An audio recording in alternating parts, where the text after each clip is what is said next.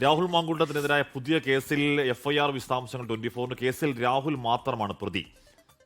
ക്രൂര ലൈംഗിക പീഡനം നടന്നെന്നും ദേഹോദരം ഏൽപ്പിച്ചെന്നും എഫ്ഐആറിൽ പറയുന്നു. പ്രാഥമികമായിട്ടുള്ള എഫ്ഐആർ മാത്രമാണ് രജിസ്റ്റർ ചെയ്തിട്ടുള്ളത്. നമുക്കറിയാം KPCC പ്രസിഡന്റിന് ലഭിച്ച് KPCC പ്രസിഡന്റ് സംസ്ഥാന പോലീസ് മേധാവിക്ക് കൈമാറി. അതിന്റെ അടിസ്ഥാനത്തിൽ ക്രൈംബ്രാഞ്ചിലാണ് നമുക്ക് ആ എഫ്ഐആറിൽ തന്നെ കാണാൻ സാധിക്കും. ക്രൈംബ്രാഞ്ചാണ് ഈ എഫ്ഐആർ രജിസ്റ്റർ ചെയ്തിരിക്കുന്നത്. മാത്രമല്ല ഇക്കാര്യത്തിൽ ആ പെൺകുട്ടിയുടെ പരാതിയിൽ പറയുന്ന കാര്യങ്ങൾ അത് എഫ്ഐആറിൽ ഉൾപ്പെടുത്തിയിട്ടുണ്ട്. കേസിലെ ആകെ ഇപ്പോൾ പ്രതി ചേർത്തിട്ടുള്ളത് രാഹുൽ മാങ്കൂട്ടത്തിൽ MLA മാത്രമാണ്. ഫെനി നൈനാന്റെ പേര് ചേർത്തിട്ടില്ല. അതേസമയം ഫെനി നൈനാണ് ഇവരെ കൊണ്ടുവിട്ടതെന്നൊക്കെയുള്ള കാര്യങ്ങൾ അത് കൃത്യമായി തന്നെ എഫ്ഐആറിൽ പറയുന്നുണ്ട്. ഒരുപക്ഷെ അടുത്ത ഘട്ടത്തിൽ ഫെനി നൈൻ അന്വേഷണം അതിന്റെ പുരോഗതിയിലേക്ക് പോകുമ്പോൾ ഫെനി നൈനാനെയും ഒരുപക്ഷെ പ്രതി ചേർത്തേക്കാം എന്നുള്ളതാണ് നിലവിൽ നമുക്ക് ലഭിക്കുന്ന വിവരം. 2023 ഈ പെൺകുട്ടി പഠിക്കുന്ന സ്ഥലത്ത് നിന്ന് കേരളത്തിലേക്ക് വന്നപ്പോൾ ഈ പെൺകുട്ടിയെ കൂട്ടിക്കൊണ്ടുപോകാൻ എന്നുള്ള പേരിൽ വന്നു. മാത്രമല്ല ഒരു ഫാൾസ് പ്രോമിസ് അത് വിക്ടിമിന് നൽകി, അതായത് വിവാഹ വാഗ്ദാനം നൽകി എന്നുള്ളത് ഇതിൽ പറയുന്നുണ്ട്. അതിനുശേഷം ഈ വെക്കേഷൻ സമയത്തേക്ക് അവർ നാട്ടിലേക്ക് എത്തിയ സമയത്ത് ഫ്യൂച്ചർ പ്ലാനുകൾ, അതായത് തുടർന്നുള്ള ജീവിതത്തെക്കുറിച്ച് സംസാരിക്കണം, അത് ചർച്ച ചെയ്യണമെന്ന് പറഞ്ഞുകൊണ്ട് ഒരു പ്രൈവറ്റ് പ്ലേസിലേക്ക്, ഒരു റിസോർട്ടിലേക്ക്, അതൊരു ആളൊഴിഞ്ഞ സ്ഥലമാണ്, ഒരു ഐസൊലേറ്റഡ് ഹോം സ്റ്റേ എന്നാണ് പറയുന്നത്, അവിടേക്ക്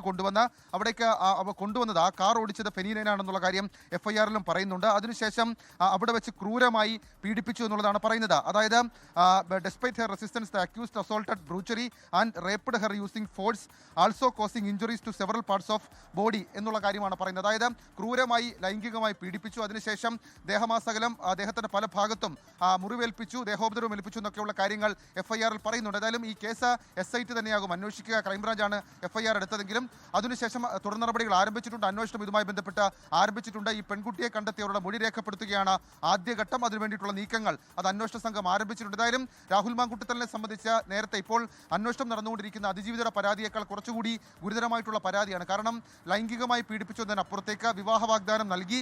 ഇവർ പറയുന്ന ഈ സ്ഥലത്തിന്റെ ലൊക്കേഷൻ അടക്കമുള്ള കാര്യങ്ങൾ ഇതിനോടകം തന്നെ പ്രത്യേക സംഘം ട്രേസ് ചെയ്തിട്ടുണ്ട്. ഇക്കാര്യത്തിൽ നേരിട്ട് സാക്ഷിമൊഴി അടക്കമുള്ള കാര്യങ്ങളുണ്ടെങ്കിൽ അത് ശേഖരിക്കാനും അന്വേഷണ സംഘം തീരുമാനിച്ചിട്ടുണ്ട്.